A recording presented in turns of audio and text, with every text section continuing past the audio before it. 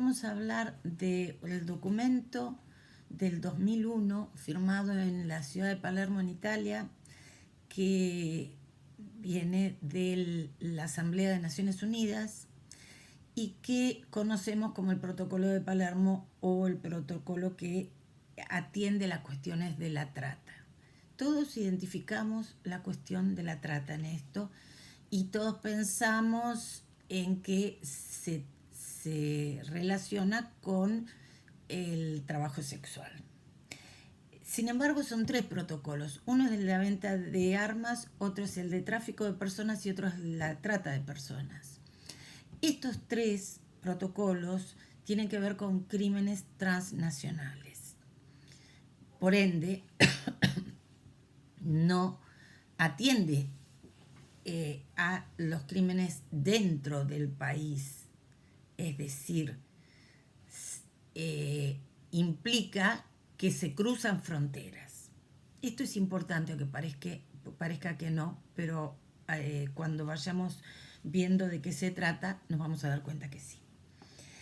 El protocolo de tráfico, vamos a esto porque vamos a hablar más de movimiento de población, es el que se ocupa de perseguir a los traficantes que piden dinero a las personas que quieren cruzar fronteras, como por ejemplo los que cruzan el Mediterráneo, el que cruzan una frontera para ir a un país que está mucho mejor económicamente o por otros problemas culturales, religiosos, porque son perseguidos políticamente, por lo que sea.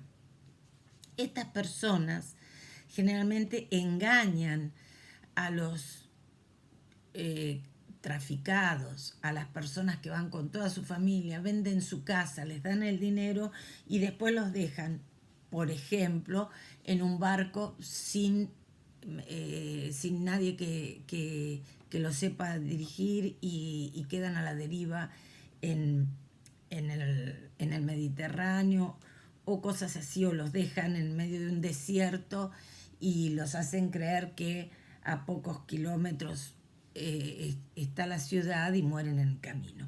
Esto es lo que pasa con el tráfico. El tráfico no es trata de personas. El tráfico implica un solo paso. Es decir, el traficante cobra para pasar a las personas que le pagan a otro país. Es un solo paso.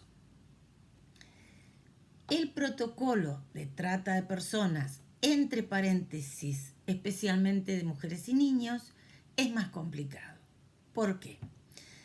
En la discusión, Melissa Dittmore, que estuvo en la firma del protocolo, yo dije 2001, el protocolo y el año 2000.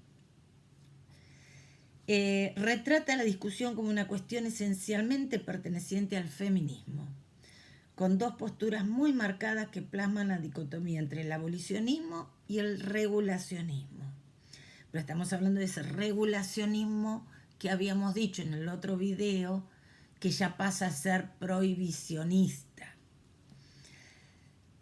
Y lo que importa acá es la trata de personas de mujeres, en realidad.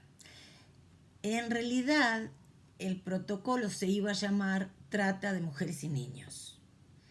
Y entre tanta discusión terminó llamándose de personas y entre paréntesis especialmente de mujeres y niños.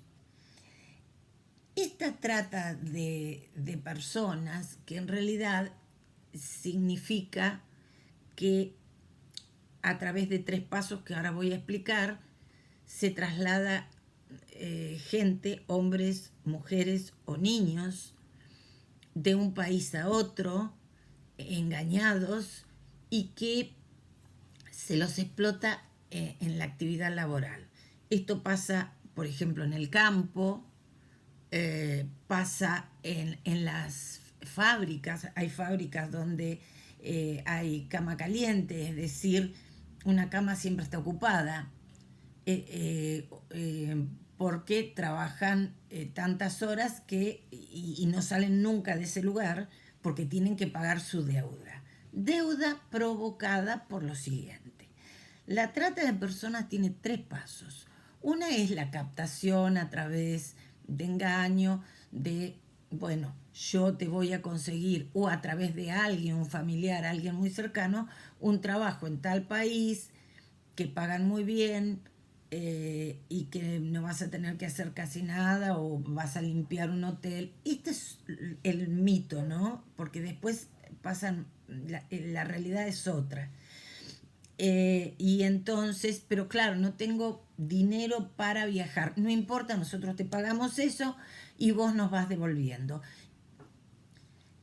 Ese es el primer paso. Después es el transporte. Esto de te vamos a pagar el pasaje, te trasladamos, te llevamos hasta ese país. Este es el transporte. Y después viene esa otra etapa que es la del secuestro, la de que, como lo describen las abolicionistas, una mujer está drogada, está maltratada, etcétera, por, eh, eh, para servir al proxeneta o al traficante. Por supuesto que hay casos como esto, y esto no olvidemos el caso ejemplar de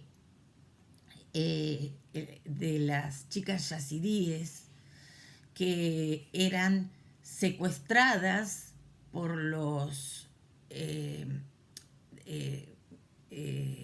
miembros de ISIS o Estado Islámico o Daesh, como le quieran llamar, o ISIL también se le llama, y se las llevaba a bazares que había en Mosul y en Raqqa, y ahí se las ofrecía a un precio para la venta. Esto es trata de personas desde donde lo miren. Pero estos casos no son investigados con esta legislación transnacional, sino que son casos que tienen que ver con los delitos en conflictos armados. Y es trata, pero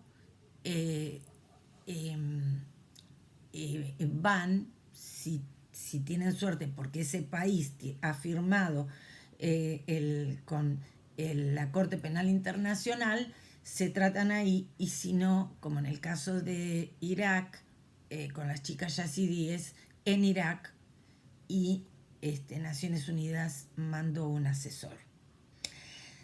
Porque no hay muchos países todavía en la Corte Penal Internacional, y la Corte Penal Internacional, 2 firmas que no fueron confirmadas fueron las de Estados Unidos y Rusia. Así que volvamos a la trata de personas, especialmente de mujeres y niños. El tema es que después no se dan así las cosas.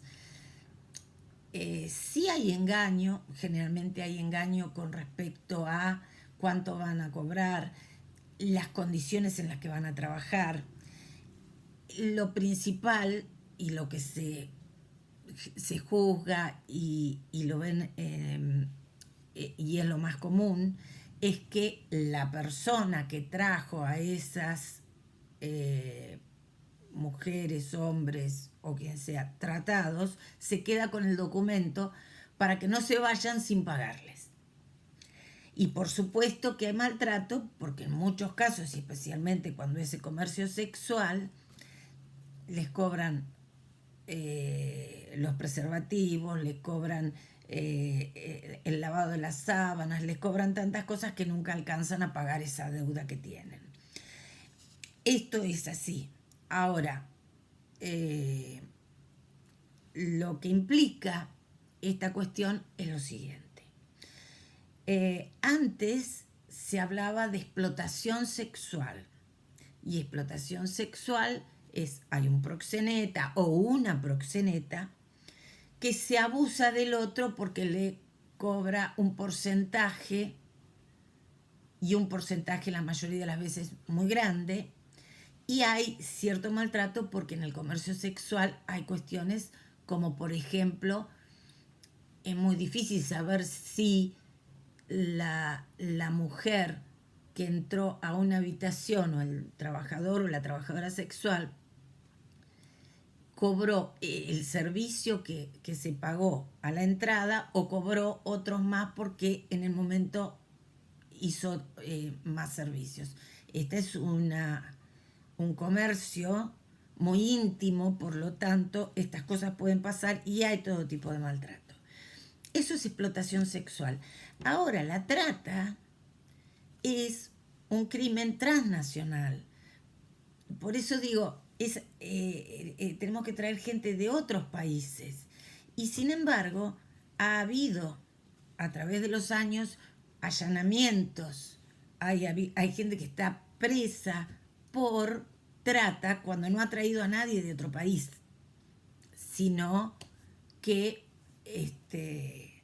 hay dudas si cobraba o no un porcentaje de lo que el otro estaba comercializando. Esto es así y el temor, digamos, era, bueno, hombres, mejor no trabajar en un privado porque si viene un allanamiento y hay un hombre van a decir que proxeneta es esa persona. Mejor que no trabaje una mujer grande en un privado porque si viene un allanamiento van a decir que es ella la proxeneta. O el temor de quién abre la puerta.